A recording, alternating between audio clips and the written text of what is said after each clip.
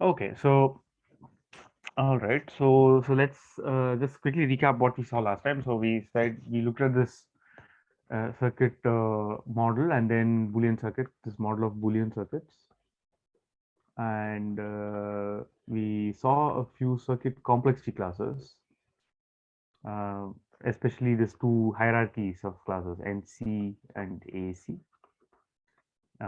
We call that like NC. So NC consisted of those classes with the constant fan-in gates, poly size, and in fact it's parameterized by this I, order log to the I depth. And in AC is the same thing except that you can have unbounded fan.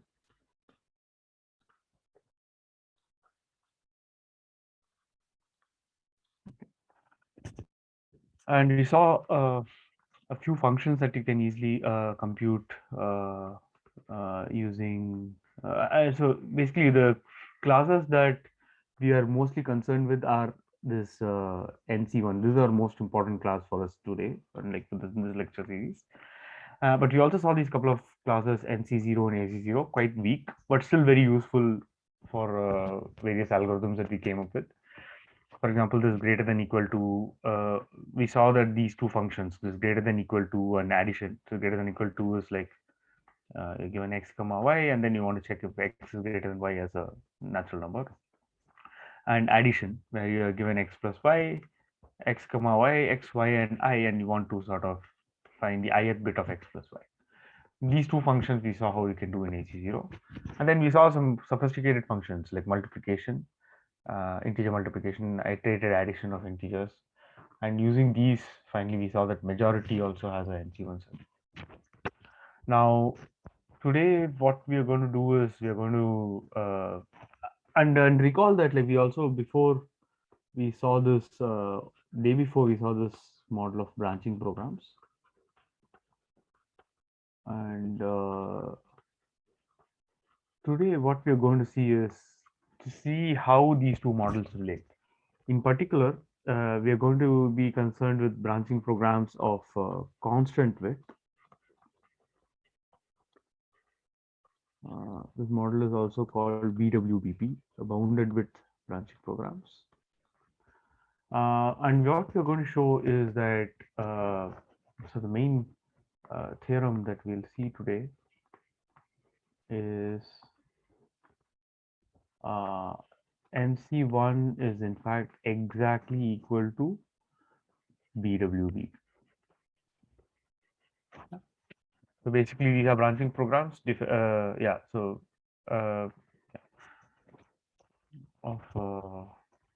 so for example, I'll also use this notation BPW to denote the width W branching program. Right. In fact, what we will show is that NC1 is in fact exactly equal to BP5. Width 5 will suffice, just 5.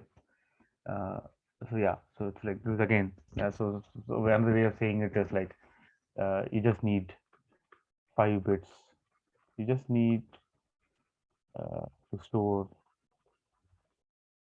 5 bits to simulate or compute any function in NCO.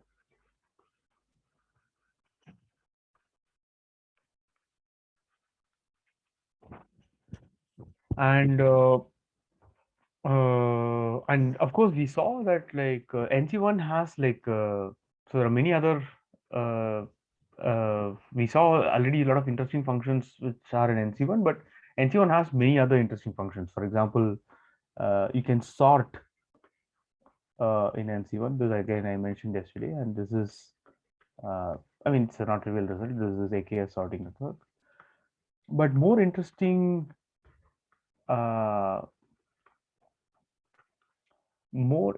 for us is that when you say sorting, yeah, so it has to be a decision problem. So sort of like asking, maybe we can ask, I think, whether ith bit. no, whether a list is sorted, whether I give you an array and I ask you, is it sorted? Yes, Okay. it's a yes or no question, right? So, Okay. Yeah. So, the other important thing which is very nice is like any regular language is an NC1. Any regular language is computable in NC1, and this is actually pretty. So let's see why. So again, uh, so when you say any regular language NC1, so what you want to say is that, like, if I give X belongs to L, where L is a regular language, then it means that there is a DFA, right? M with let's say with constantly many states, right? Order one states. So let's say the states are Q0 up to Qk. Right? So now you have this automated. What we can do is, like, you can sort of draw this automaton out like this. So what I'm going to do is I'm going to draw a layered graph, right? So this is going to be Q0, Q1, Q2, all the way up to Qk. And I'm going to repeat this. I'm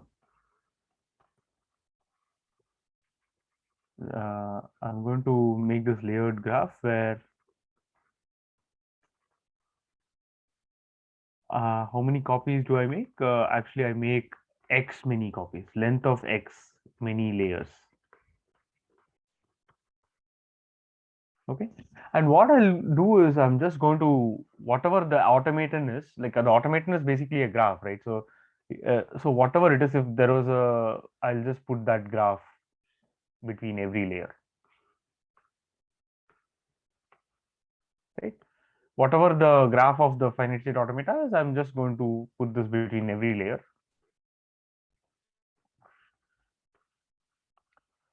And now, so this is essentially a run of an automaton, right? I mean, like, so basically, if I take a word and then if I get an input and then I follow this input, I either end up in, so, and maybe here, let's say one of these states is accepting.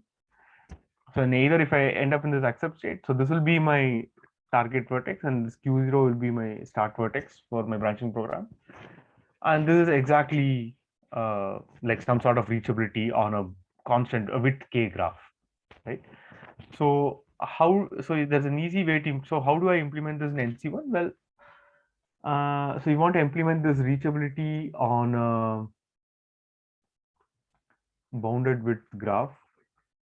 Uh, in NC1. So I claim that claim ST connectivity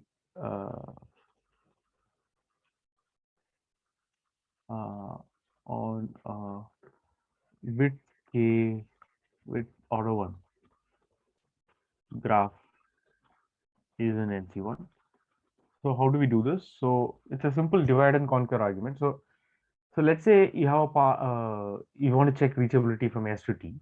So what do we know? So there is some, and this length, because it's a so the graph on n vertices, so the width can be at most n.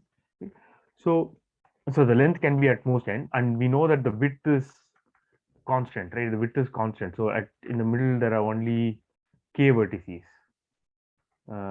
Let's say v1 up to vk. And now, how do I check reachability for this? Well, there is a path from S to T. So ST reach is if and only if well, there is either a path from S to V1 and V1 to T, right? So this is one possibility, or the same thing, S to V2 and then V2 to T and so on up to S to Vk Maybe I'll just put the AND gate here. Right? There's an AND S to VK and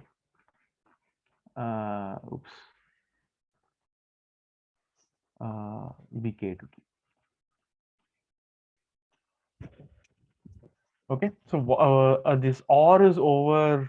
There are K choices for this OR, but K is constant, and there's 2 choices for this AND, every AND here.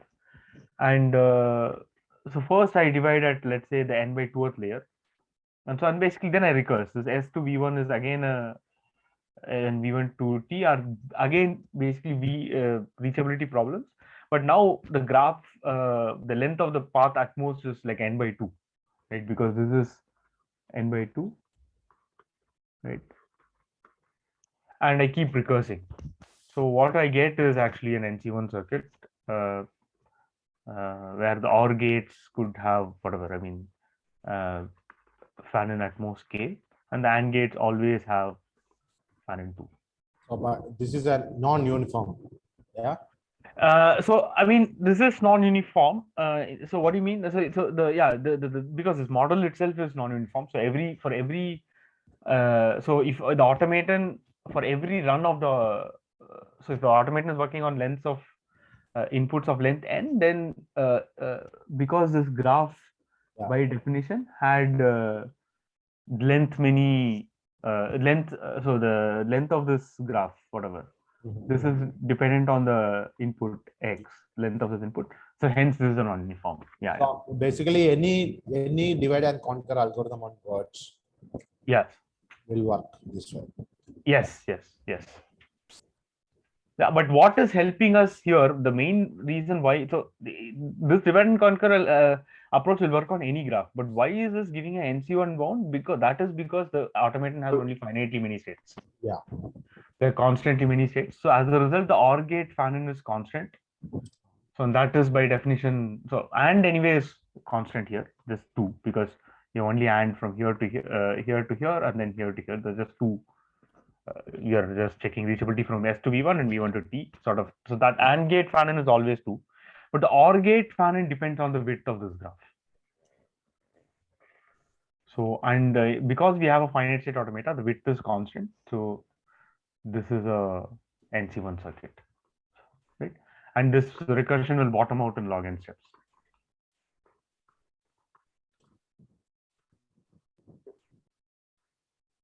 And this will give an order log n depth constant fan-in circuit, and that by definition is NC1. Okay. So any reg belongs to NC1.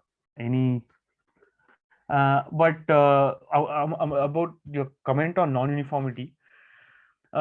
You see, but this graph is extremely regular, right? Every layer is predetermined by your automaton, right? So as a result, your circuit that you can generate, it has a very nice regular structure. So and this gives rise to what is, I mean, this is in fact, it belongs to very uniform NC1, where, what do I mean by uniform here? So a circuit model by itself is non-uniform in the sense that every input length, there is a different circuit which will work on inputs of that particular length. But given n, where n is the input length, right? Like the length of x. This NC1 circuit corresponding to this regular language can be generated by a single algorithm. Can be generated by an algorithm.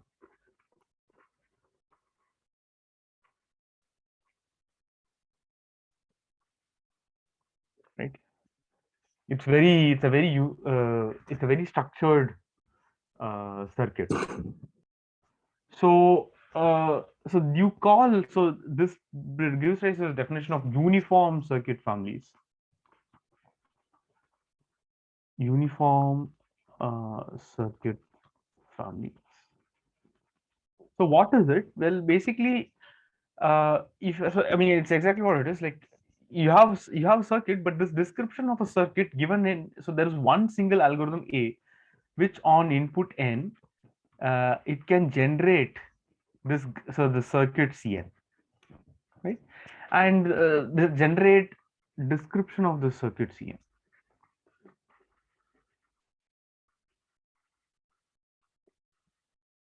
Now, so how do you generate a description of Cn? Well, Cn is nothing but a DAG, right? So it's a graph uh, which has vertices like this. So basically, what I mean here is that if I give uh, uh, a vertex, let's say u and v, u comma v, so then I should be able to tell whether u is an ancestor of v or v is a child of u. This I should be able to decide in this graph, right? And whatever, so this, if I had a graph with n vertices, this encoding, this u and v can be encoded as order log n bit strings. Yeah. So essentially, now this is your input size. Now you say a circuit, you call, you say that a circuit family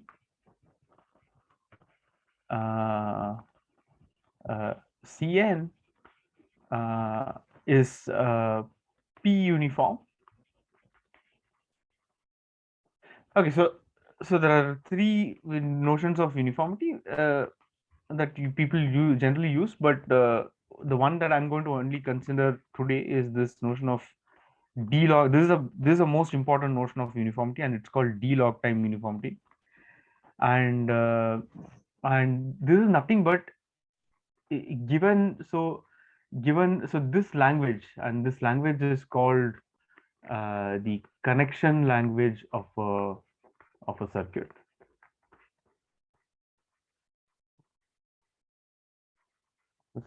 Basically, because essentially it gives a complete information about the connectivity in the circuit. So this connection language should be decidable in polynomial time, right? So this okay, so d log implies the connection language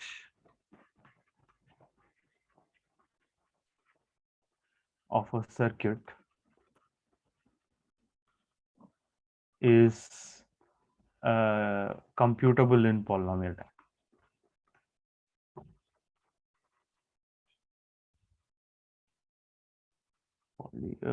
Not poly n, poly log n time, because that's the size of the input for the circuit family. The input size is just log n bit strings. If I had a circuit, nth circuit Cn, every gate in this circuit, if it's a polynomial size circuit, every gate in the circuit is actually represented by log n bit strings.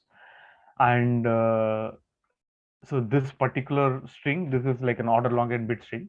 And as a function of this length, which is log n, polynomial in this length, which is poly log n, in this time, you should be able to completely specify the circuit, right? Completely come up with a description of the circuit. If you can recognize this language, all this tuples UV, where UV are vertices, and this information about whether U is a child of V, and what is the type of this gate U and type of this gate V.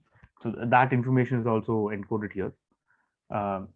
So this language is basically called the connection language of a circuit. And if this language is decidable in poly log n time, this polynomial time, which is polynomial in this encoding space, so that is the notion of, that's called, then that circuit family is called d log time uniform. So this is like sort of like the gold standard of uniform of a circuit family. I mean, like uniformity in a circuit of uniform circuits. So in fact, you can show that this any regular language can be simulated by an NC1 circuit, and this circuit family is actually d log time uniform. You can directly from the transition table of the regular language, the DFT. There is no complexity class called D log time.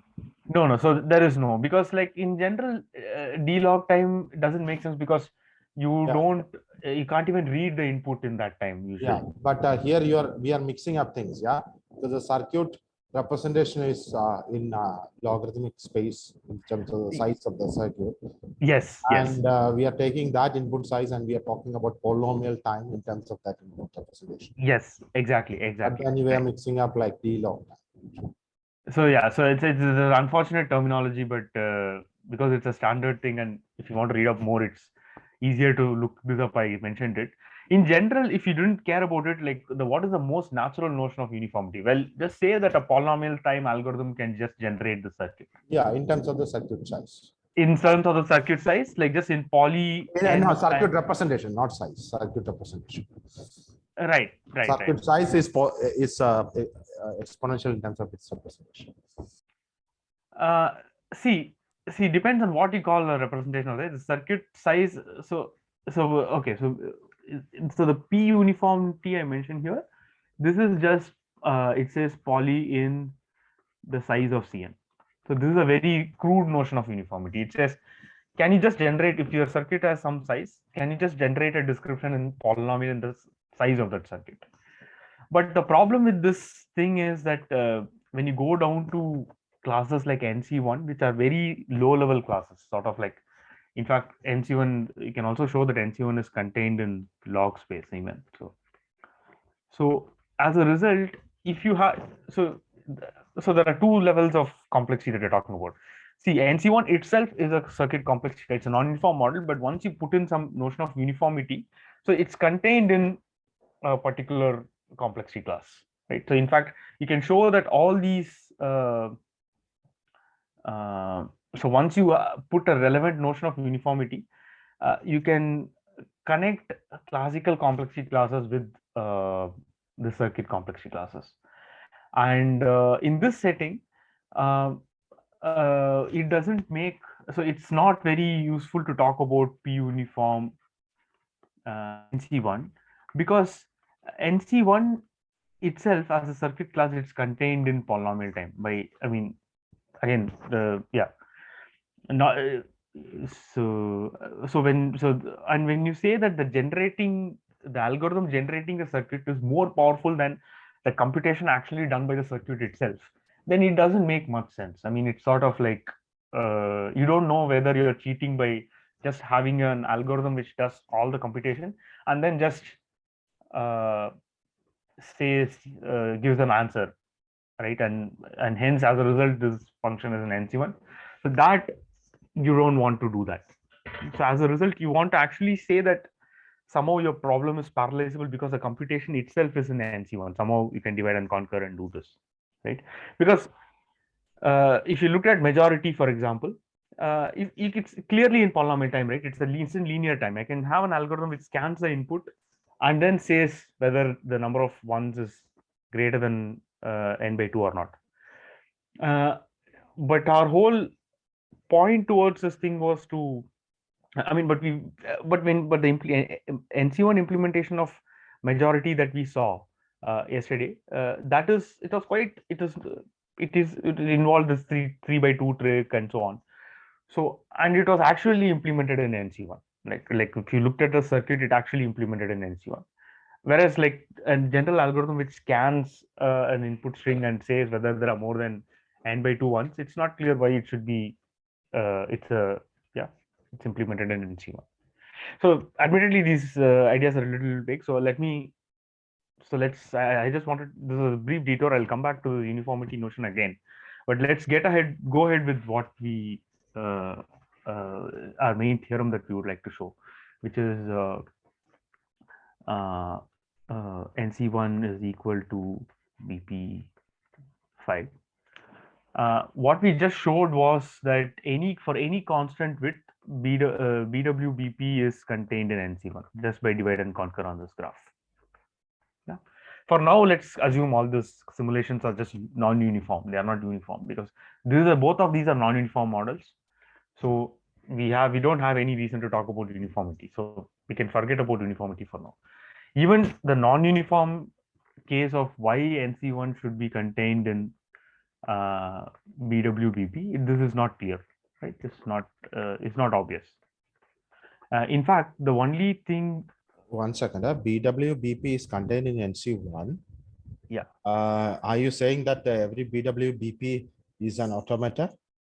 No, I'm not saying that, but I'm just saying that that argument that we just saw, it used only the fact that it was a bounded width graph. Yeah. It was a reachability on a bounded width graph. So Yeah. that argument is anyway implementable in NC. This argument, it didn't use anything about the automation. Yeah. If you also take in the automation, the detour, and that's where I took a detour on about this uniformity. I just wanted to say that the sort of NC1 circuits that you get, they have a very extremely easy description. So you can actually have an algorithm generating it from the description of the transition from the transition table. Uh-huh. But as such, this containment, the fact that any reachability on this bounded width graph is an NC1, Yeah. this didn't use any ideas of about the where this graph, how this graph came from. You give Yeah. me any bounded width graph, I can build this, do the same Yeah. construction, divide and Yeah. conquer, and get a That is true. That is true. right. Okay. All right. All right. So let's look at the other direction. The other direction is not at all obvious, right? Because like just as Vinod pointed out, this the series, the only upper bound, any if you want to simulate NC1 circuits, if you wanted to take this a circuit of this NC1 circuit, this is log depth, and convert this into a branching program. The only way we know how to do it is to, I mean, so basically, what do I mean? So if you want to simulate NC1 using a branching program, what I mean is, so you have this thing where you have leaves, variables, and then the fan in two gates. Right? And in fact, so one other small assumption I'm going to make is, which we saw, I mean, which I gave as an exercise last time, that all my NC1 circuits, I'm going to assume they are trees and not DAGs. It all the fan out is always one. For any gate, the outgoing edge is used only once. So this is actually a tree. So we'll use this crucially in this proof. So we're going to make this assumption rather for this proof. So when you have something like this, if you wanted to turn this into a branching program, which is to say, I want to reduce this to reachability on a directed graph on a DAG. Right? So the way I would do this is this naturally a natural way to do this is the series parallel construction. So for the bottommost level, when I have an edge, when I have an input variable, I would just construct x1, right, like this, and a variable x2 like this. And if these two are OR together like this, let's say for example here there's an OR gate x1 or x2, then what I do is, so I just create a node S, uh, and I construct this. Right? And similarly, maybe there is x3, x4 is OR, and I mean, yeah, basically I do the series parallel construction. Maybe there is x3 here, x4 here, right? And then these are two ORs. Um, right? And if I want to take now, let's say an AND of these two, I'll put these two in, connect this with this, and look at the reachability from S to, so maybe this T prime, right? So this is how I would proceed. I notice that because every time I encounter a OR gate, the width gets doubled, right? The number of, so I sort of, so for example, here the width was 1, and this width was 1, and then once I put an OR, the width became 2, right? So the same thing, what you will get is that the total for final width for this branching program will be actually polynomial in n, because there are log n layers here, and every time you encounter an OR layer, so to speak, like you sort of double the width, and in log n steps you will keep doubling, and then you will reach polynomial length and width, right? So this is not at all about bounded width branching program. So how do we show that this is it can be simulated in using a bounded width branching program? And this is a very clever construct. Sorry, was there a question? Just a minute. Yeah. This when you say fan out is one, you can also say that it's a Boolean formula. Yes. That's a formula where subformulas are repeated. Yes. That's a great point. The only thing is for so the the formula. A formula is any circuit where the fan out is 1. That's like the definition of a formula. But the thing is, a formula need not be always of logarithmic depth, right? For example, this is also a Boolean formula, right? Um, it's an OR gate. Let's say it's an AND gate. Here you read x1. Here you read x2, x3, right? You keep going until finally you have an OR. Yeah, so you mean polynomial size, but not logarithmic depth. Yeah, not logarithmic depth, but it's a tree nevertheless. Yeah. Right. As it turns out, you can always take something like this and convert it to rebalance it to a log depth formula. Yeah. So this is again any polynomial size formula can be rebalanced. Yes. You take any polynomial size formula. It has to be a formula. It can't be reusing things like this. It has to be a formula. If it was a formula like this, then you can always rebalance it to this order log n depth while incurring only a polynomial blow up in size. So rebalancing is important for this theorem to go through. So no, because for me, I didn't even, that's why I didn't even introduce this formulas here. Like, I mean, the model of formulas, I didn't even go through this. That's why I just stuck myself to NC1, which by definition is log depth. Okay. I'm asking, like, if you replace NC1 by formula, so by Yes. saying that formulas, will it still go through? Is what I'm asking. Yes, exactly. It will go through. So you it can will not be always balanced. yes. So you can always take any arbitrary formula, rebalance, and get the order log in depth thing with polynomial size, and this is exactly NC1. No, I mean, like, without rebalancing, can you just use the same thing? No, without rebalancing, can you?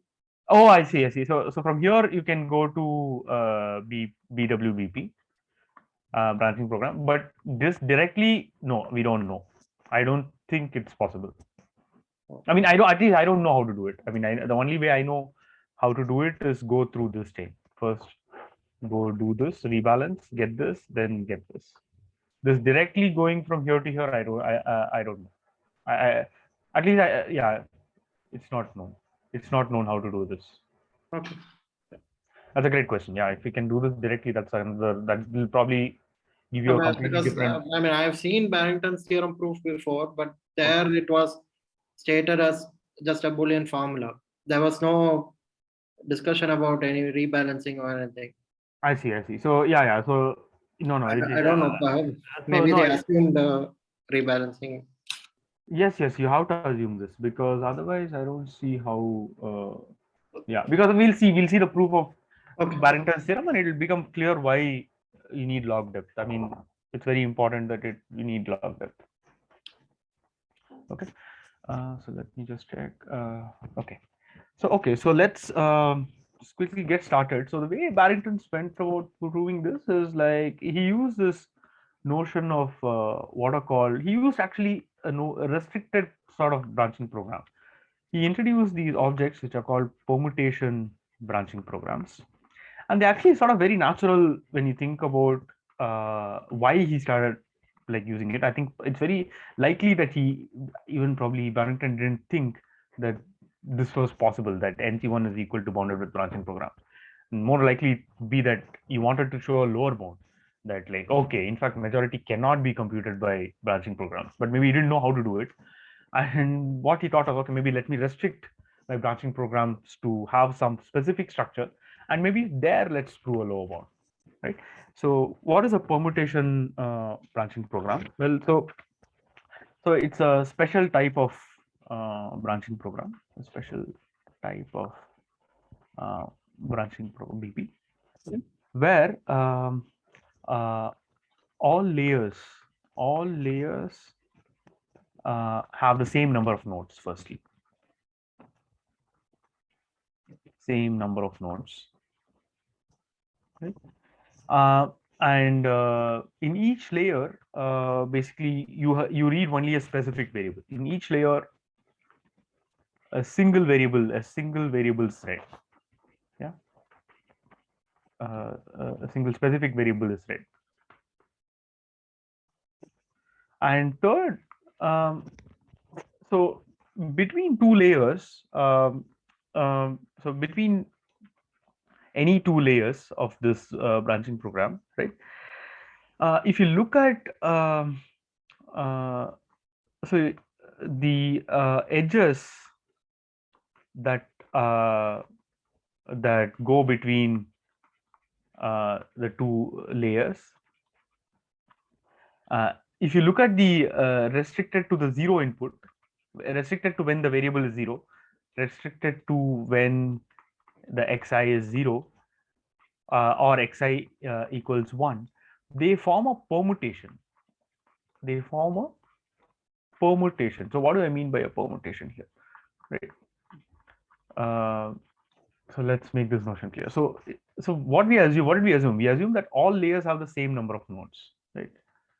So let's look at our favorite example, this parity example. So let's sort of look at the regular language parity. Let's say Q0, Q1, right? And then we had, let's say this was a starting node, and again you have Q0, Q1, and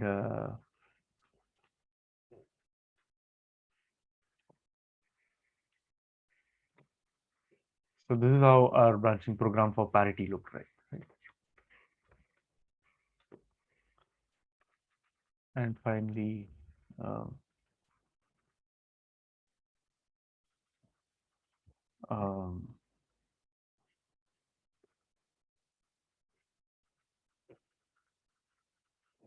and this is your whatever the source. The source I think nodes are this. So except leave the first. Look at the branching program between. So this is the reject, so to speak. So what do we know here? So well, so everywhere you read only a single variable, right? So for example, let's say I read the first x1 equals 0, and then I go here, x1 equals 1, I go here, x2 equals 0, I go here, x2. So if I look at just the thing between any two layers restricted to on 0 inputs, how does it look like? It looks like if I read a variable and if it's 0, then this is the thing. And if I read a variable and it's 1, then it is actually this, right? Yeah. So now if you consider this, so here's where we probably have to take a short detour into group theory, right? So a permutation is basically if I have a set S, so in this case the set is let's say 0, 1, right? And a permutation is basically mapped from set to S, which is a bijection, right? So in this case, these are the only, in the case of the set with two elements, these are the only possible bijections, right? Either you say this is the identity permutation, sort of like these two elements are mapped to themselves, or they are sort of swapped, right? Now, so you can naturally generalize this like by the definition of permutation branching program. So you have like every layer has the same number of variables. So let's look at, so for example, let's look at the case of 3. Right, every variable has the same number of sorry, every layer layer has the same number of nodes except maybe the starting and ending. Let's say, let's keep them separate. So and between any two layers, what this in the special type of branching program, if xi is 0, then there is some permutation like this, right? And if xi is 1, maybe the permutation is different. It's something like maybe I'll use a different color. Maybe when xi is 1, maybe it is something like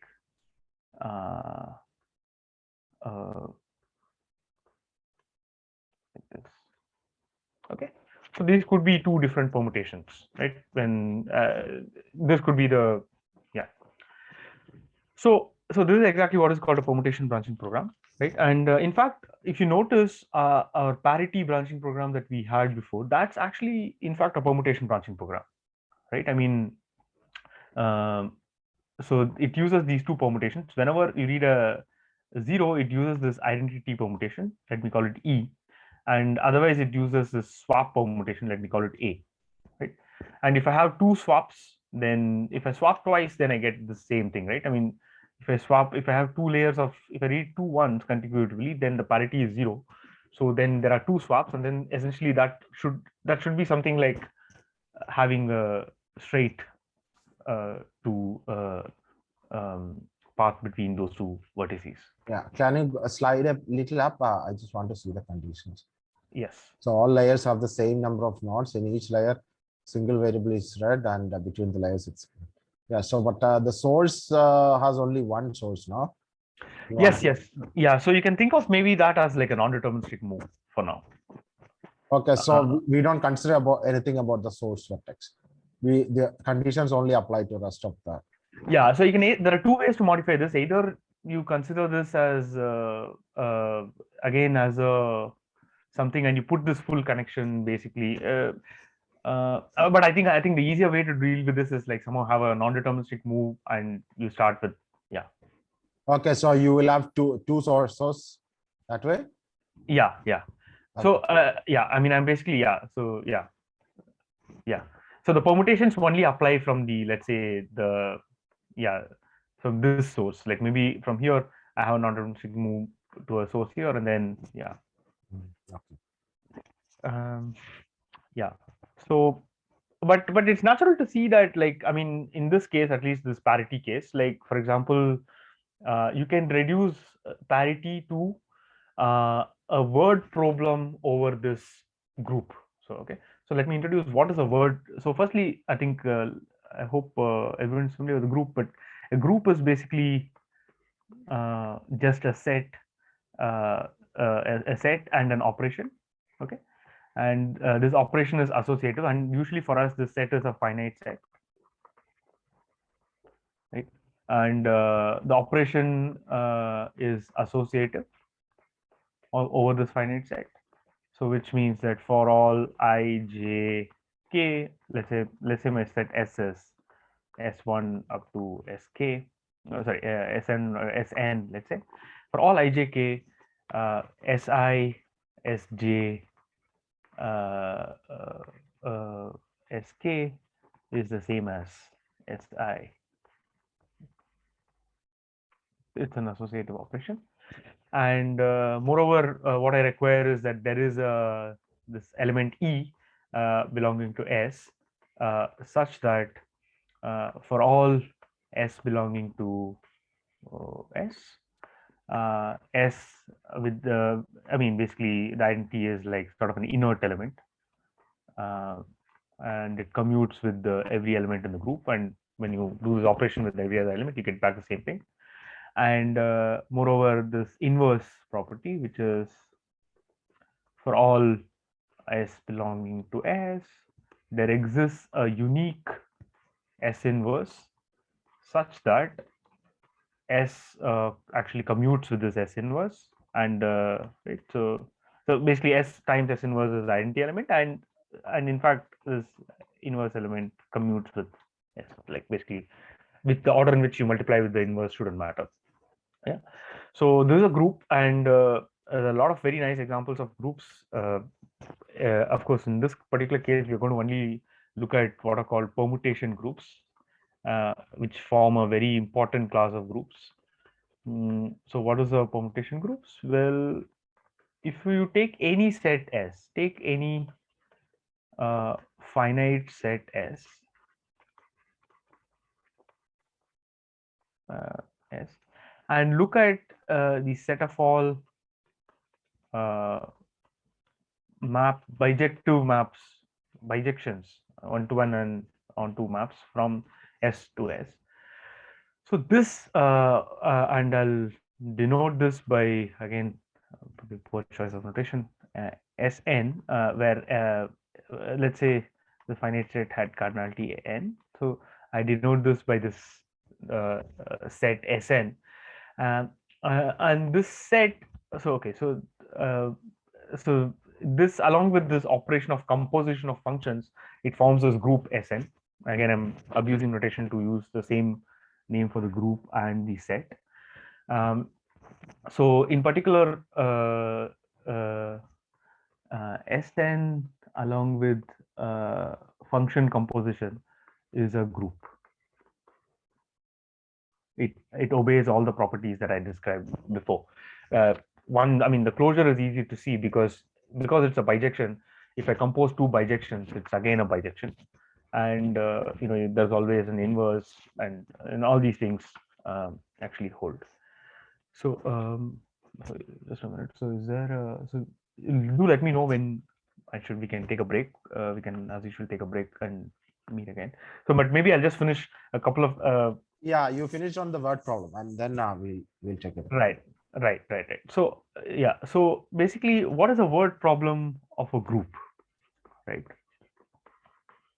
Word problem for finite groups. This is nothing but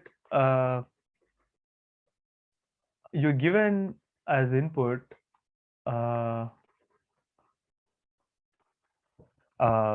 so there's a fixed group. Let's say there's a fix a group, because it's a finite group.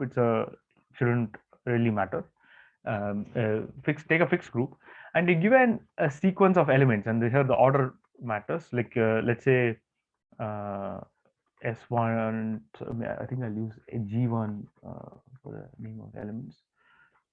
G1, G2 up to GK.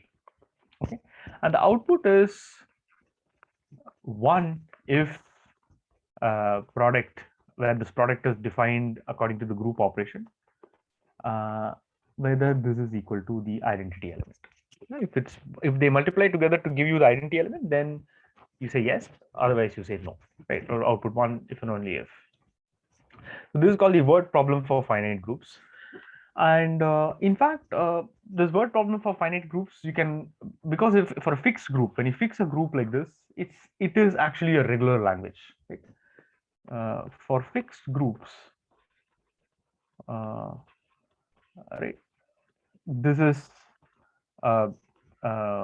this were, so maybe I'll call this WP of G. WP of G is regular. Why is that? Well, essentially, you just have to, you can just, so the idea is like just, you can just look at the parity example. The word, it basically, the parity is essentially in disguise. There's a clearly, it's a word problem on this finite group on 2 letters, S2, right? Because we just saw this, right?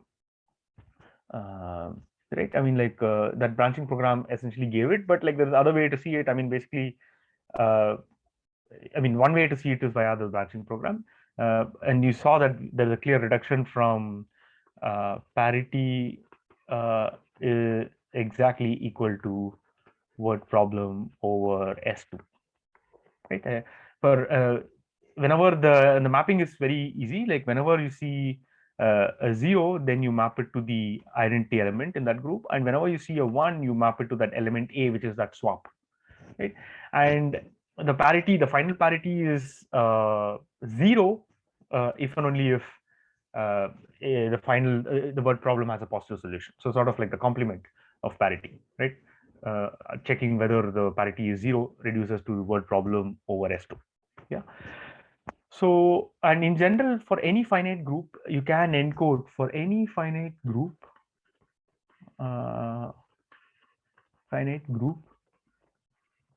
How do you build the automaton?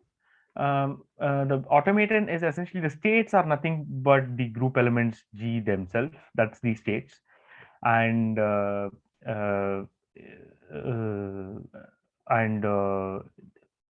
sorry, so the alphabet is nothing but again the group elements, right? You have one element for every one alphabet for every group element. This is the sigma. Oops, I think my notation is terrible. This is not a unitary, it's not a singleton set. Q equals G, and this is also equal to G. And the transition table is nothing but the group multiplication table. Delta is just the group multiplication table.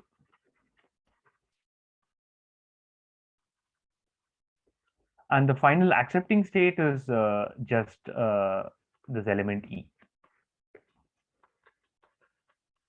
finals. And this automaton exactly gives you, I mean, basically, so this is the automaton for this word problem, right? And what we are going to see next is that we are going to somehow map all of NC1 to, so coming up next is theorem.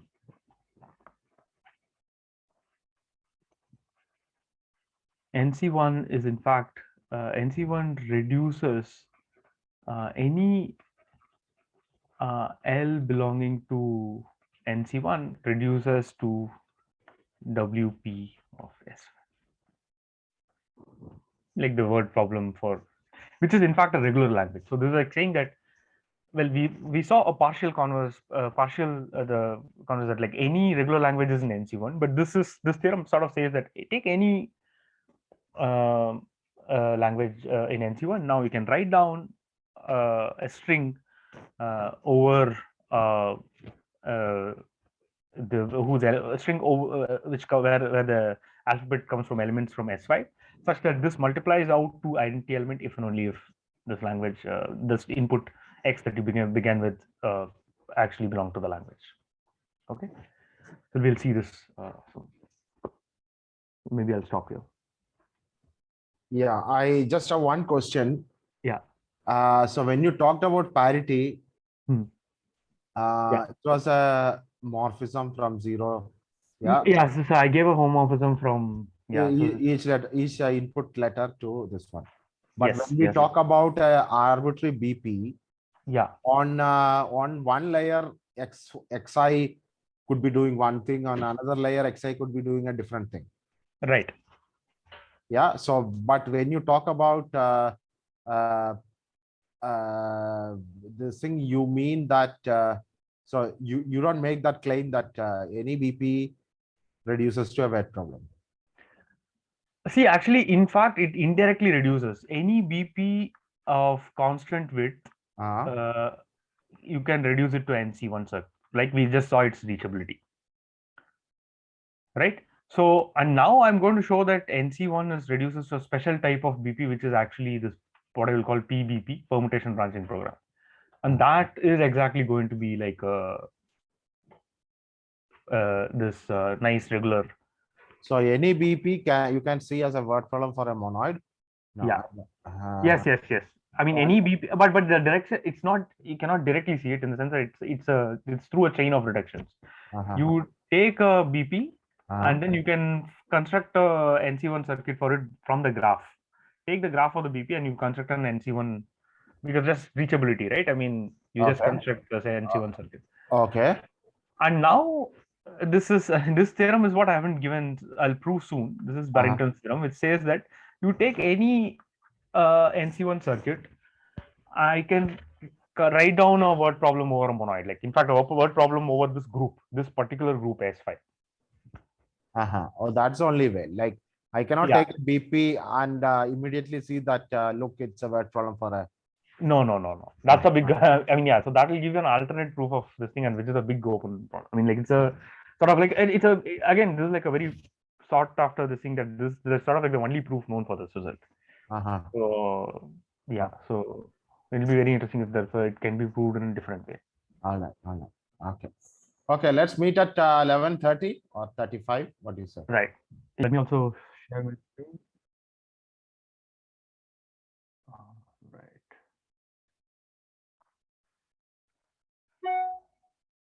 All right. So let's resume where we left. So we want to. So this is a famous theorem. This is the theorem of Barrington from 1986. Yeah. So how do we show this, right? So you want to show this. So before that, so like again, already we saw that this group theory, this permutation. Yeah. So WP of SY is computed by an automaton, hence it is computed by a BWBP. Yes. Yeah, exactly. Yeah. BWB. Yeah. In fact, yeah.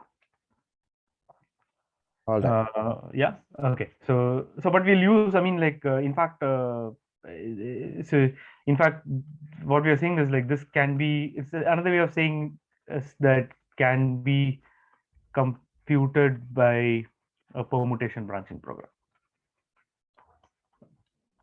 PBP5, bit 5 permutation branching program.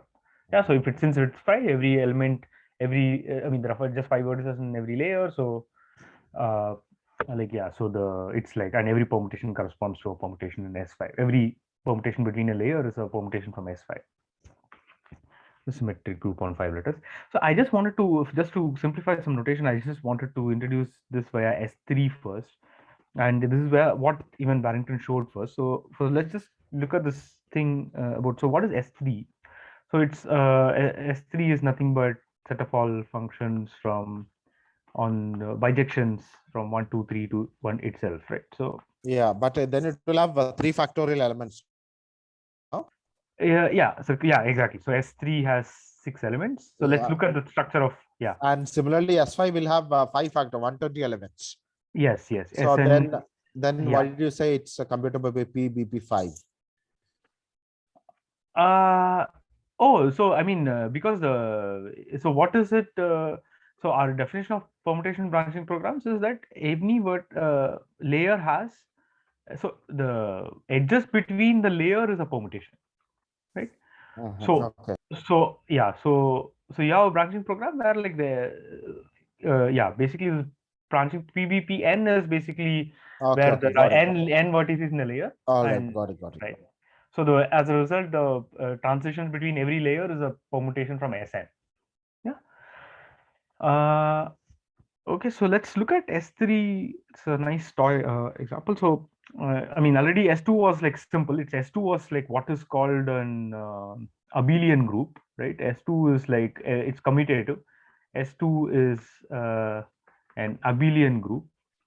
What is an abelian group? Abelian is essentially a commutative abelian or commutative group where every element, there are only 2 elements, and they commute with each other, right? Basically, A times E is the same as E times A, right? Like, one, since identity element anyway commutes with everything, and there's only one non-identity element, and this, yeah. So this is a example of what is called a commutative group, and let's look at S3, which is already an interesting group. So there are 6. So S3 is should have 6 elements, correct? Cardinality is 6. Yeah. So what can they be, right? 1, 2, 3. So one permutation is like the identity permutation. So 1 gets mapped to 2, 1, 2 gets mapped to 2, 3 gets mapped to 3. So this is the identity permutation. So let me call this. Okay. So then let's look at the other permutation where 1 goes to 2, 2 goes to 1, right, and 3 goes to 3. I'll call this 5. And then another element you can think of is psi is 1 goes to 2. This is sort of a cyclic permutation. 2 goes to 3, and 3 goes to 1. Yeah. And notice that, firstly, notice that phi squared is already E. Right? There are already some nice relations between these 3 objects that we define. And similarly, phi cube is E. Right? Sorry, psi. This is psi. This is phi and psi. Psi cubed is E. So what else? What about phi composed with? So when I say cube, square or cube, what I meant is like it composed with itself so many times, right? So what is this object, right? This is 1 goes to, so 1 goes to 2 here. Let me use 1 goes to 2 here, and 2 goes to 3. So 1 goes to 3. So this 1 goes to 3. 2 and goes what about to 2? 2 goes to 1, and 1 goes 2 to goes 2. to 2. 2 goes to 2 2. goes to 2. Therefore, 3 has to go to 1. 1. Yes, exactly. And what about the other one? Phi dot 5. And here 1 goes to 2 and 2 goes to 1. So 1 goes to 1. Yeah. And 2 goes to 3 and 3 goes to 3. So 2 goes to 3. Yeah. Therefore, and 3 goes to 2. See, already this is a different. This is an example of what is called a non-abelian group. So right, because this is phi dot psi is not the same as psi composed with phi. Okay? And the other Okay, so we have come up with the 1, 2, 3, 4, 5 element. The other element which we have missed out is actually 5, the square of this, because this has period 3, and we have taken only, so 5. So what is 5 squared? 5 squared is nothing but 1 goes to 2 and 2 goes to 3, so 1 goes to 3, and 2 goes to 3 and 3 goes to 1, so um, um, yeah, 2 goes to 1, so 3 goes to 1 and 1 goes to 2. So you can check that all the permutations that we got are actually distinct. Okay. So I will just introduce one small this thing. So there's a, it's easier to think of the permutation. You can write it down as like some sort of cycles. Like for example, here 1 goes to 1, I would write it in this notation. 1 goes to itself. So as like, what is this is called a cycle notation. 2 goes to itself and 3 goes to itself. Right? And phi, I'll write it as this 1 goes to 2. So 1 to 2, and then 2 to 1, and then 2 goes to 1. So this is a cycle. 1 goes to 2, and then 2 goes to 1. So this is a cycle, right? And then 3 goes to itself. So that's a separate cycle on its own. Okay. And similarly, let's write it this in cycle notation. So this is 1 goes to 2, and 2 goes to 3, and everything is in a single cycle, right? Like one complete full cycle. This is a 3 cycle, what is called a 3 cycle. Right. Similarly, here again is 1 goes to 3, and 3 goes to 1. So this cycle is complete, and then this is 2. And here it is 1 goes to 2. So 1 stays with itself, and then 2 goes to 3, and 3 goes to 2. And finally, this one is 1 goes to 3, 3 goes to 2. Yeah. So this again. So yeah, so this writing in cycles is useful because like yeah, so yeah, so this is already, we saw that this S3 is sort of a not an abelian group, right? So and S4 and S5, S4 is also yeah, so S4, I mean, for every Sn more n greater than equal to 3, the symmetric group is the Sn is actually not abelian, not commutative. It's always, you can always find elements which don't depending on I mean, which don't commute. Basically, you can find elements such that phi composed with p is not equal to c composed with phi. You can always find it for any symmetric group Sn where n is greater than equal to 3. So what is really crucially used in this proof of Barrington, like uses like a crucial notion, and that's called what is called solvability of a group, and this no of a group. So I won't go much more into it except to say that what is a non-solvable group? Yeah. So there is a notion of a solvable group and there is a notion of non-solvable group, and they have their roots in Galois theory, which was developed to show that certain quintic equations, like I mean, if I had ax to the 5 plus bx to the 4 plus cx to the cube dx squared plus ex plus f equals 0. This is a degree 5 equation. And if you ask, so if you remember, we for this when in school when you learn this quadratic equations, ax squared plus bx plus c equals 0, then you know that x has to be of the form minus b plus or minus square root of b squared minus 4ac by 2a, right? And similarly, this kind of thing, you can actually do this for degree 3, degree 4, up to degree 4. And for a long time, this degree 5 equation, there was no solution. So this is called solvability by radicals, uh, which is asking, oh, can you always, if I gave you a univariate polynomial equation like this, ax squared, like either like this or like this, can you come up with a closed form solution for x, which uses only these operations: addition, subtraction, multiplication, division, and taking square roots, right? Just using these operations, can you come up with a closed form? Yeah. And for degree up to 4, it was known, and degree 5, it was not known. And it was using Galois theory, it was proved that uh, this for degree 5, there is no general form for this solution for the equation. And the reason why was because like you can always associate this group to the roots of an equation, and you can show that uh, whenever an equation admits a solution using this, then that group has to be solvable. There is if and only if uh, the group associated with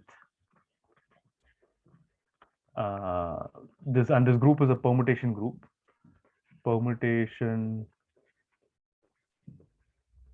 group associated with the roots is solvable. And solvable is a slightly technical condition which needs more group theory. But I'll tell you what exactly a non-solvable group is and what is a condition for, I mean, so there's one consequence of a group being non-solvable, which is very crucially used in our proof. And that is essentially, okay, so let me state this as a lemma. Okay. So let's say, so here's a lemma. In S5, there exists 5 cycles, okay, 5 cycles G and H, such that this product G H G inverse H inverse is also a 5 cycle.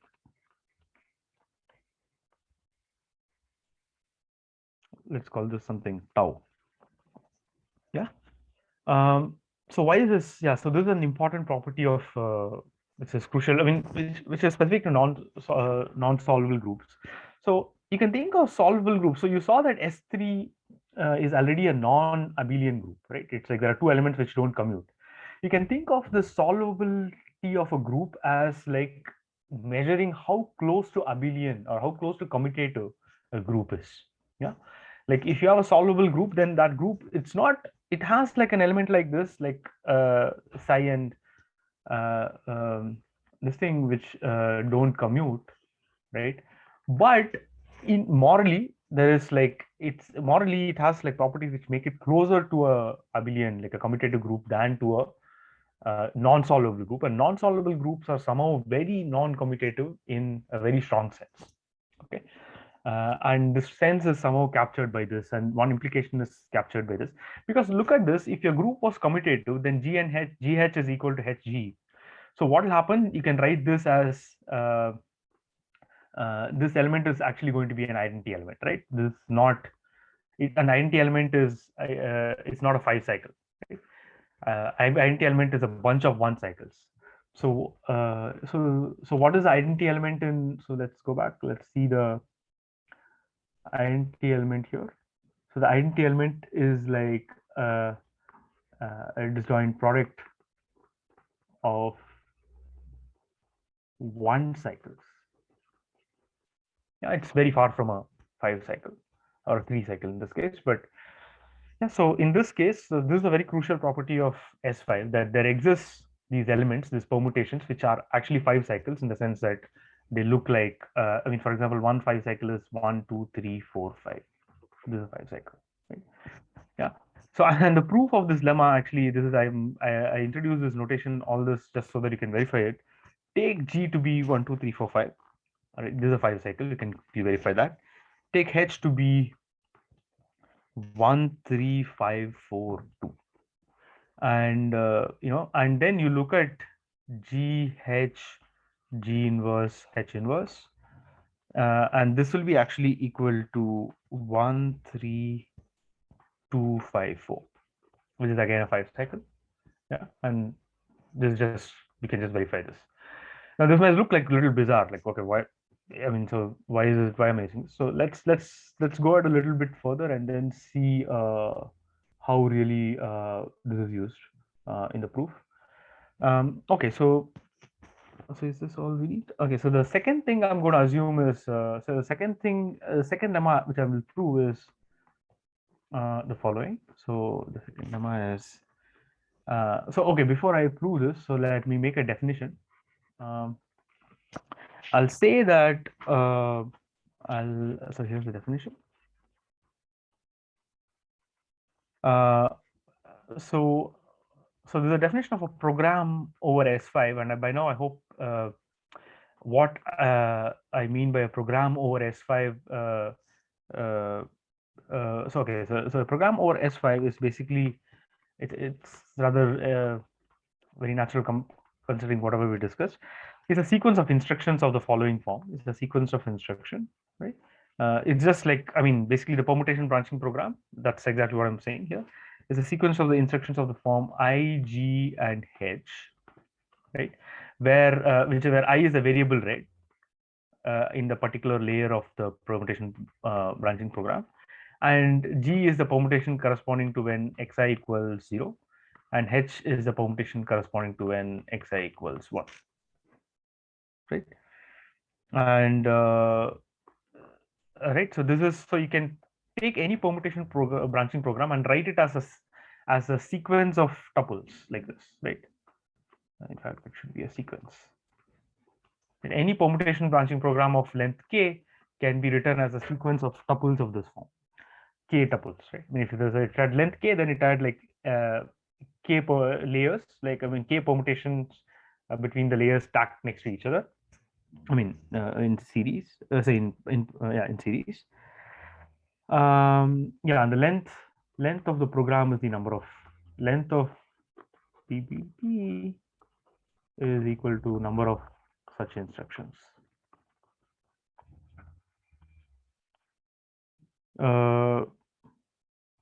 Okay, so what is it? Okay, so now we have this, and so we have so now you can actually think of like a permutation branching program as accepting or rejecting an input, right, based on the following. So in this particular sense, I make a very specific definition specific to so a PPP. I mean the PPP. Let's say tau sigma accepts a language L if X belonging to L implies this sequence of instructions, right? So let's say I, G, I, H, I. This multiplies it out to sigma, right? And otherwise, if X does not belong to L, implies this product multiplies out to identity. Yeah.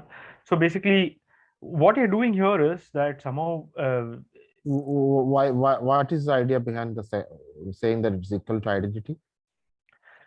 So we'll say this. We'll see. So basically, um, so this is like I'm just defining a way of acceptance. Like, right? I mean, like you can see when you finally multiply out these permutation branching programs, the permutations, right? It's going, because it's a group. It's a word problem over the group. Either it's going to be the identity or it's going to be some non-trivial permutation. Some other permutation. I'm just arbitrarily choosing this, but this identity, but it'll be crucial. I mean, in the sense that somehow the identity E commutes with. So this choice is going to help us encode a truth table of an AND, or like a truth table of a Boolean function. We'll see how. Okay. Yeah. So it's like it's going to be, it's sort of very natural once you've seen it, but it's a clever idea. So yeah, so let me make one more definition, especially corresponding to the width 5 branching program. I say a program P 5 cycle recognizes, it's essentially the same thing. I'm just specializing it to recognizes L on input length n, on inputs of length n, if there exists a 5 cycle sigma such that, I mean, the same thing, like X belongs to L implies P of X, when evaluated on X, the output is sigma, and X does not belong to L implies P on output X is going to be empty. Yeah, the same thing. I just wanted to specifically, I'm going to use a 5 cycle here, and for example, if you look at a parity program, there you can think of it as like there are just 2 elements, E and A, and that permutation branching program, A accepts the language, right? Whenever the output is A, then you can you know that the parity is odd, right? And whenever it's E, then it's 0. The parity is 0. Okay. Okay, good. So okay, so here's another so here's another so we already seen this so let me just say this so the basic idea is actually quite simple. Okay, so let's say let sigma and tau be 5 cycles, and let's say for some program P, sigma recognizes L, then you can actually, there exists P prime such that P prime tau recognizes L. Basically, it says that as long as you're accepting by 5 cycle and rejecting by entity, basically it doesn't matter which 5 cycle you use. You can also construct another program with the same I mean of same length, and the length of P is the same as length of P prime. Sorry, P prime, not P inverse. And what is the idea behind this proof? Well, it's I mean okay, so basically I mean if both of these are 5 cycles, then so that because there's a group, you know that there exists a permutation, let's call it phi, let's say, belonging to S phi, such that tau equals 5 sigma phi inverse. This is just what is called by conjugation. This is an operation called conjugation in a group, and essentially you can always I mean you can find these elements and this is you can always find this element 5 such that you can rewrite somehow tau is like a rewriting of sigma with using this element 5. So, and this is so okay, so this is again another small fact I'm going to assume. It's not very terribly hard to prove, but let's not go there. Like, I mean, but this is something you can verify, that like you can always find. So this operation is called conjugation, and conjugation sort of preserves subgroups. Conjugation is an operation which sort of preserves subgroups, and you can show that you can always find this element 5 which takes sigma to tau and vice versa. Okay, so so now we are completely ready to prove Barrington's theorem just using these two lemmas. Like, one is the fact that okay, you have in S5 these cycles. There are these 5 cycles which basically when you have this 5 cycle, and so this operation, so it's called something. It's called a commutator operation. This is called commutator of G and H, right? It's sort of it's like sort of capturing a measure of non-commutativity of the group, like, right? Because if you had a commutative group, then this will be an identity element. Right? Exactly the fact that this is not an identity element sort of like shows it's a non-commutative group. So in this particular way, so the main idea behind Barrington's theorem is somehow you're going to use this commutator and this fact that this commutator and this conjugation by this element, these two operations, to help capture the circuit, like simulate a circuit. So, and here's the proof. So let's say that you have an NC1 circuit C. Okay. I'm going to assume that the only gates in the are and not. Okay, and this you can always ensure by using De Morgan's laws. You can always convert an or into a I mean, by using the double negation into an and of nots. Yeah. So okay, so once so let's say we have it. So the proof is by By the way, did you finish the previous proof? It's just that you prefix and suffix by a phi and phi inverse. yes. Okay. Yeah. So okay. So sorry. Yeah. So the okay. So once you have this, like let's say you have a program and the program has some instructions. I mean, the program is a sequence of permutations sigma 1, sigma 2, and so on. So up to sigma k. Okay. And now what you'll do is uh, and then this multiplies. So what is it? What does that mean by p sigma recognizes this language L? Well, which means that when I take the product of this permutation, this has to be sigma, right? That means that whenever x is in L, and when x is not in L, then this becomes identity, right? So now let's say there is a sequence, the program, the sequence of elements sigma 1 to sigma, this thing is actually equal to sigma, right? So, and what is it? So now look at this new program, which is nothing but where every instruction is, now I convert in P prime, what I do is I convert every instruction as phi sigma 1. The first instruction becomes phi sigma 1 phi inverse.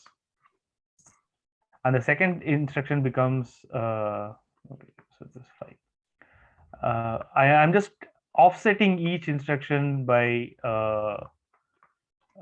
this by the element, by this conjugate element that I claimed, under which this conjugation operation sort of preserves it's sort of an invariant for group elements. So it's like invariant for this group. So you can do this conjugation operation on each of these instructions, right? And what will you end up with?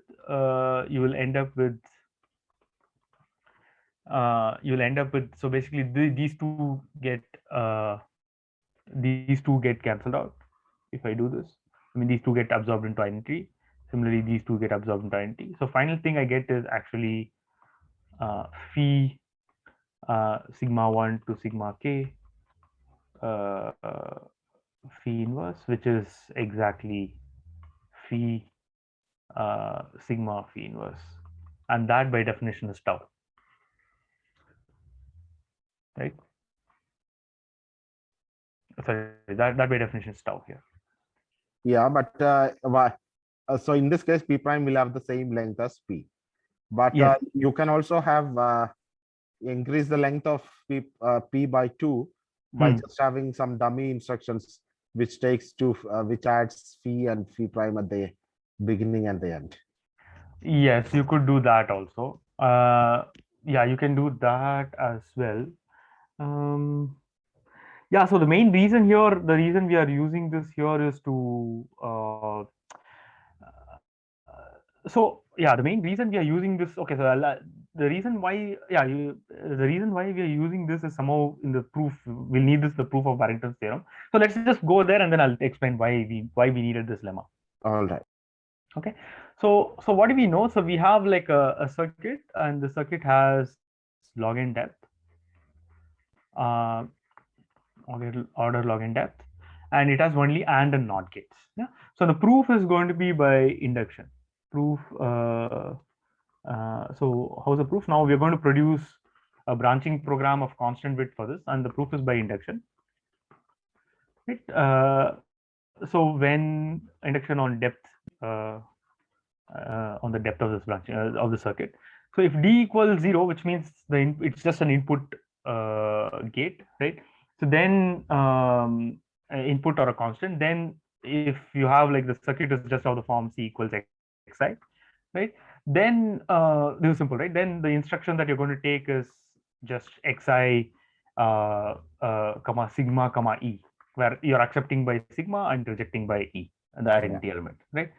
And so yeah, okay. So and now let's look at the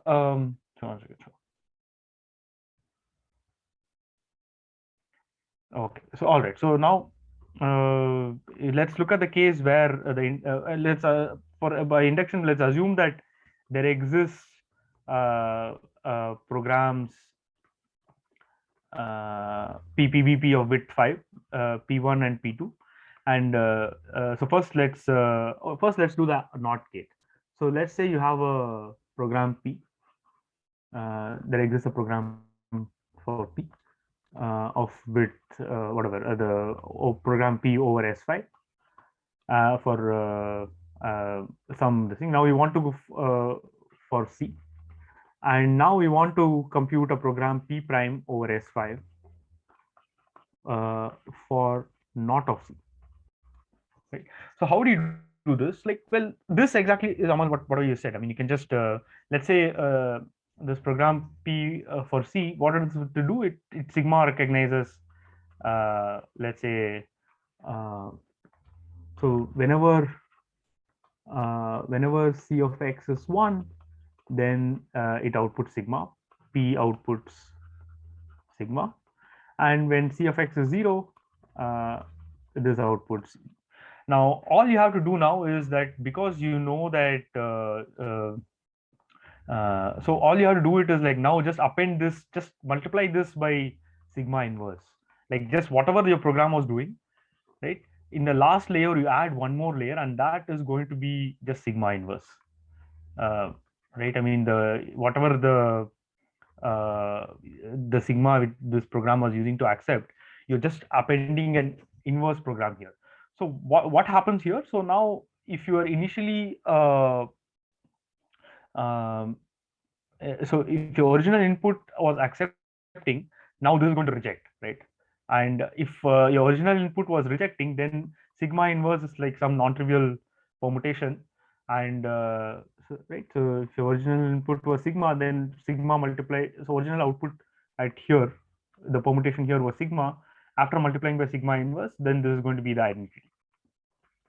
And if your original here it was rejecting, which means it was identity here, by after you multiply it by sigma inverse, now this is going to be some other non-trivial permutation. So this P prime is going to it's going to be a it's going to sigma inverse recognize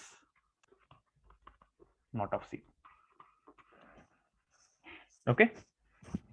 Yeah. All right. So that was okay. So now let's look at AND. So what happens when you have an AND of C1 and C2? And let's say you have program P1, which sigma recognizes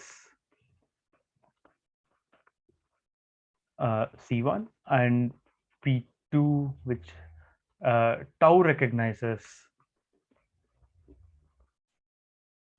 C2, right?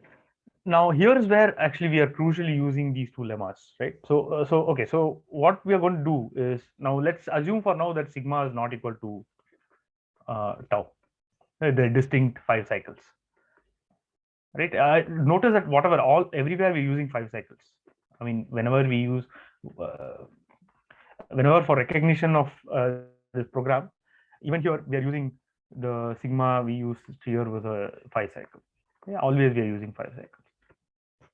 Okay, so now what happens? So what will be the AND of these two programs? I claim a new program which is going to simulate C1 and C2. This is going to be nothing but the commutator. So it's going to be sigma tau, sigma inverse, tau inverse. Yeah, I'm going to just compose these two programs next to each other using this commutator. Okay.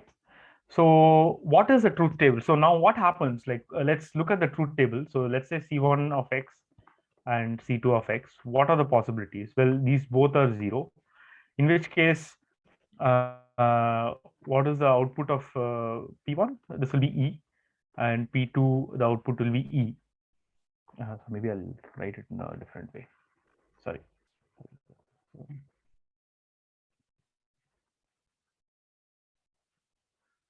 So let's say C1 of X, I have a column for, so let's say I have a column for C1 of X, then I have a column for C2 of X, and I have a column for P1, I have a column for P2, I have a column for, let's say, P1 prime, P2 prime, and P. Okay. So let's say this is 0, 0, 0, 1, 1, 0, 1, 1. Right? And P1 is going to be when it's 0, it's going to be E. P2 is going to be E. This is going to be E. This is going to be E. So here, let's say it's P1 is going to be E. Here is going to be What is P1 prime and P2 prime? right. So these are the negations. Okay, okay, all right. Yeah. P1 prime will be some sigma inverse. Yes, yes, yes. Yeah. So this is going to be sigma inverse. This is going to be what is it? In the first row also, sigma inverse and tau inverse. Sorry, where? In the first row, 0, 0, EE, sigma inverse, tau inverse. So one second. P1 sigma recognizes C1, so therefore P1 inverse, P1 prime, sigma inverses recognizes. Right, but okay. No. It is. It's all E, right? I mean, whenever it's a 0. So okay, so that's why. So maybe I shouldn't. I thought I was being a little ambitious. So let's just do the and just for this. Okay. And then let's look at the. Okay. So then here what we know then tau, and then here be sigma and then E and sigma and tau, right?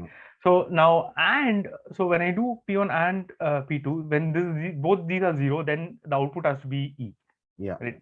And here when this is 0 and this is 1, this is going to be tau. Sorry, this is going to be no, this is not. So what is the and? And I'm using the commutator. Yeah. Yeah. So basically, what is it? So one of them is E. So it's G inverse H inverse. Yeah. So and this will be again E again, yeah. right? And similarly here again it will be E. Yes. Right? And here it will be this non-trivial element. Yeah, commutator. Sigma yeah, tau. The commutator of sigma and tau. Yeah. Yeah. So that's it. I mean, so yeah. So basically, yeah. I think I shouldn't have written the other columns. Yeah. Anyway, so basically, the idea is that yeah, you use a commutator to encode the and, the truth table of and, right? And because this is a non-trivial 5 cycle, which is different from both sigma and tau. It is not equal to sigma and tau. Yeah. So as a result, this composition gives a 1 if and only if both these things evaluated to non-trivial 5 cycles. If one of them evaluated to identity, then this commutator will collapse to identity. Okay, that the commutator exactly captures it. And why did we need the other ones? Well, if you're produced, why did we need this lemma? Well, if you've produced, let's say, 2 programs inductively, you have produced 2 programs which both use sigma recognition, right? I mean, like they're both sigma recognizing the circuit C1 and C2. Then commutator will again go to. Then commutator will again be in trouble, right? Because commutator will always be a problem. So then you use that lemma, the lemma that we used here, which says that okay, so if you have, so if I have so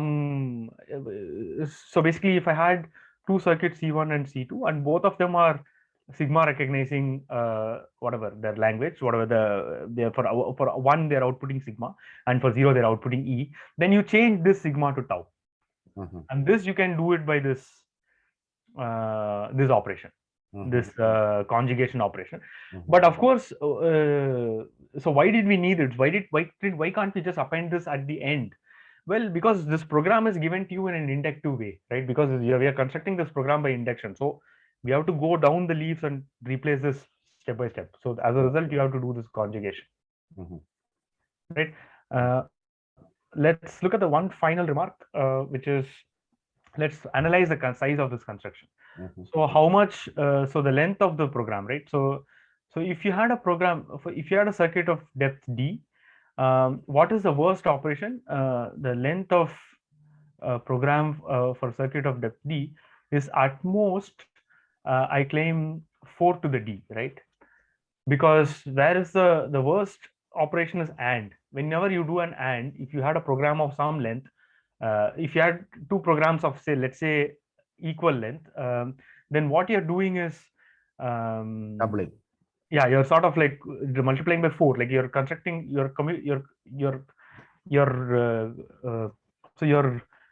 so let's say you have a program, Yeah. right? It's 4 times. Yeah. It's 4 times. You're sort of like uh, appending 4 programs next to each other, and this sort of like, it could potentially, if your circuit considered completely of AND gates, this could be like somehow like uh, it could be very expensive. So this is like at most like the recursion is like for depth d, the program is of length at most 4 to the d, right? And this again, you can prove this recurrence by induction.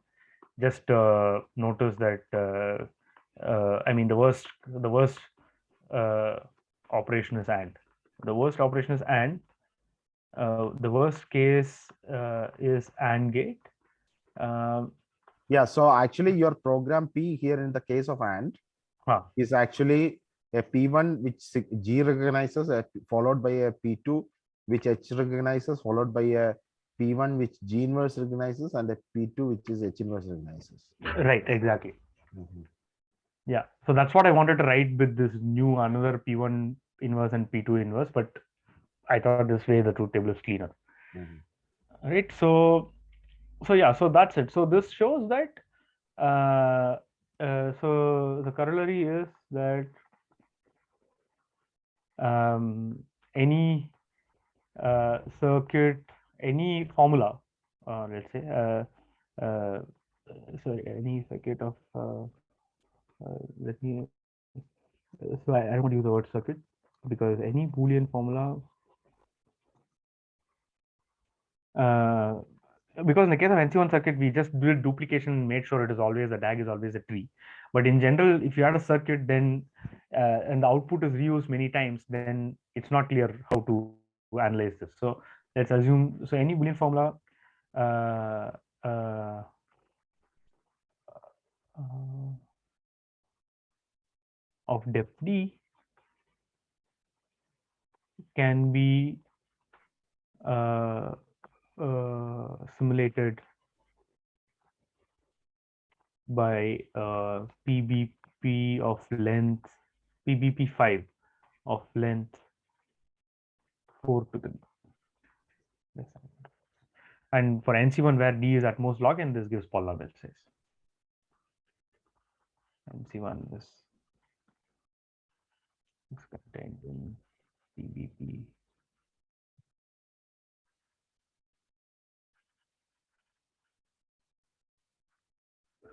Yeah, so this concludes proof of Barrington's theorem. So in fact, actually, Barrington's, I spoke about S3. So there's also this other result Barrington proved just before he proved this, and there what he shows is and function requires and of n input, basically requires PBP3 of exponential in n size length. Right, so it was very natural that, like, for him, like, first, like, he shows a lower bound for this bit 3, and then naturally it seems like it should, like, sort of hold. And there's a big a very nice open problem here, which is what about PBP4? What about PBP4? And the conjecture is that even this cannot do AND, no, yeah, even this cannot do AND, I think. So, but I think it's still open. Not like and function requires of exponential in n size, and I think yeah. So actually, yeah, there are other things. I mean, like, surprisingly, just at bit 5 PBP, at bit 5 PBP5 is equal to BP5 is equal to NC1. But at width 4, I mean, yeah, like, there's like a lot of hierarchy inside which we don't completely understand. A lot of many nice open questions and a lot of connections to say descriptive complexity. Like for example, uh, uh, you know that so there are other results known in the similar framework, like using the monoids, the connection to regular language framework. Uh, So associativity of group operations is something which we crucially use, yeah. Because yes, when yes, it is a formula, we need brackets because of monotony. yes, Yeah, and yeah, yeah. when we do this translation, we can throw away the brackets because it's all group. Yes, exactly. Associative. Okay. Yeah, so there are a lot of things which are just right to make this proof. Yes, there are a lot of yeah. It's like sort of like a magical proof, like very. I mean, like this. Yeah, any alternate proof of this will be firstly a great. I mean, it'll be like a very nice result. Uh, yeah, but it's not known. I mean, this is only sort of like the only proof known, and yeah, there's this distinction between PBP4.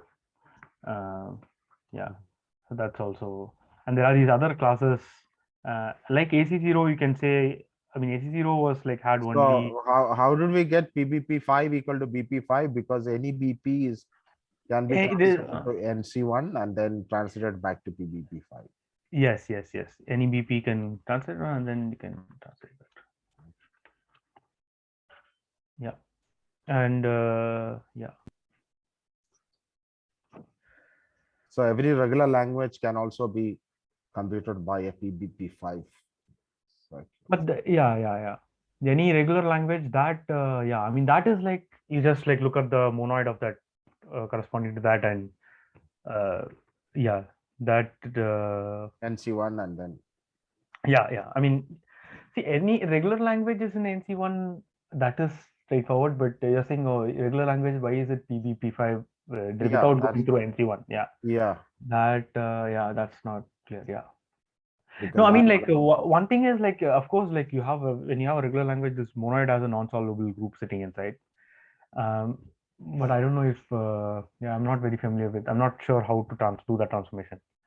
Like, can you directly produce the? Yeah. It's not clear. It's not clear. Yeah. it's not clear, no? Yeah. It's Monoids not. can be huge. Yeah. Where you are saying that by just increasing the length, you can actually compute by very small things. Yeah. So yeah, that's true.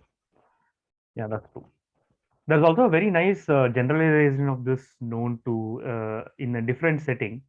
Instead of AND or gates, let's say you had plus and multiply gates. Arithmetic circuits, huh? Arithmetic circuits, yes. And now you're computing, and let's say these are arithmetic circuits, and then these arithmetic circuits are computing still from some function from Boolean to integers, let's say. So then what you can do is there is a follow-up result which is inspired by this thing by these two authors, Benhor and Cleve. And what it says is that actually here in this case just 3 registers suffices. Just you can have like you can build a program with 3 registers, like let's say R1, R2, R3. Okay. And essentially using the same idea of this commutator, but now instead you work over SL3, the group of 3x3 invertible matrices, the determinant one. You can simulate this with just 3 registers. And such that you start with these values, whatever, and then you write down a bunch of matrix product, and then you should get, yeah, in one of the registers you will get this output value. Yeah. So somehow this non-solvability is a very crucial ingredient to these type of proofs. I mean, even though it's very clear, neat in this in the setting of here, where you're just encoding an and it's very clear why there is this non-solvability required. In this case, it's actually quite magical why they require non-solvability. I mean, if you actually analyze the construction, you can show that this is actually a commutator. Like you are essentially doing some commutator of matrix group elements, but then there is no truth table here. There is no nice explanation of why does multiplication behave like a commutator. Like you see that and behaves like a commutator. Yeah. That is true. Right? That is true. But this is not clear at all. Like it's very, this I find much more mysterious than Barrington's proof. Yeah, but Manhattan's proof is great. Yeah, it's wonderful. Yeah, it's like Yeah, sort of, it's a one of a kind result. Yeah, I mean, yeah. So highly non-intuitive. yeah, highly non-intuitive and sort of, yeah, I mean, like shows why, I mean, like already, I mean, like these are classes where you don't know. I mean, we saw that like parity does not belong to Yeah, SC0. a C0. Now, the next best, I think, like the result that you know is like, I think, like few years back, I think currently, I mean, after it was shown that NX is not contained in, I mean, you can actually show, yeah, ACC0. ACC0 is like where AC0 with like where you also have like mod gates. So already really this is like at a frontier. So and the reason is that and if you can actually, this will be a big breakthrough if you can actually show that NC1 cannot. But then the thing is, because already you saw a very clever algorithm which you can do in NC1, right? I mean, you can I think so a lot of clever things you can do in NC1. So this is not Yeah, sort of says why these kind of low bounds are hard. yeah. So it's a full of mystery. This it's just, I mean, I thought, like it actually increases my appreciation about real, I mean, very low complexity devices. Yeah, very, They can really compute very, I mean, a lot of cool, very cool things. yes, A lot of amazing things. Yeah. yeah. So yeah, so should I stop here or? Yeah, so really nice and informative. Thanks, man. Yeah. I enjoyed it. I enjoyed it a lot. Yeah. Yeah. Shanga, would you like to conclude? Well, thank you, Nikhil, for this wonderful course. I think this would be useful for the people attending the course, and also since it's on YouTube, for people who access it later on. Thank you very much, Nikhil. Yes, thanks a lot, Shankar. Yeah, thanks so much. Yeah, thanks Vinod for Yeah, thanks to you. yeah. Informative lecture.